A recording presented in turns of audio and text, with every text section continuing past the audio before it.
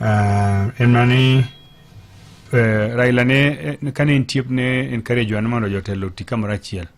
Kendo nohero luongowa kendo riwowa kendo chiemo kodwa. To sani jotelo ma wan go sani koweyo buru e jatelo ma wan go sani ma nyalo luongo ji to riwo ji.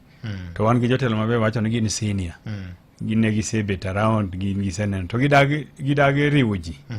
Gidagi riwo ji ok ginyal riwo ji gina kigin. You know, koro wan ogidwa ni wakonyre kodgi nade. Senior politicians onego riwwa. To ka gin magi fightwa, gin magi gore kodwa, gin magi dwa ni gitiekwa. For example, governor mara naonge kode problem na campaign ni. Tanafuenyo neno en kar mondo o develop ota enodwa no bring wa down. So mano kwanyalo pariganga wadwa bring it down idhi ire nade.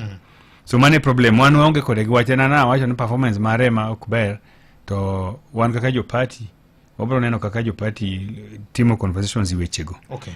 Gima dona wach kendo en wach ma imbo wach ma Dominion. Wach Dominion ne nitie iluonge ni Yala Swamp. Yes.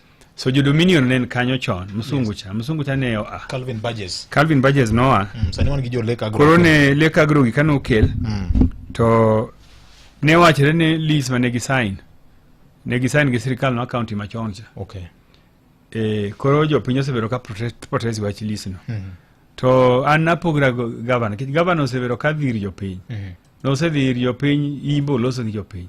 Osedhir jo piny Ratuoro Kadengo loso gi jo piny. To na wacho ni is wasting time.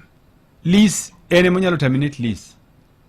It is lease en gimo terminate kaka governor. Okay. Gimoron podo wonde no dhir jo piny kiano console jo piny ok dwar lease no rach. Angma moni terminate lease no. Osebedo ko terminate gik mang'eny. Why can't he terminate this lease? So governor better honest to konjo piny lease no rach. Lease no the way manondike ok gi provide for jo piny kuma pure. Lo cha en ma jo piny that farm. To kinyal kelo sign lease ma jo piny ok imilo. For example jo Kadenge mo kawuono migi lo Imbo. According to that lease.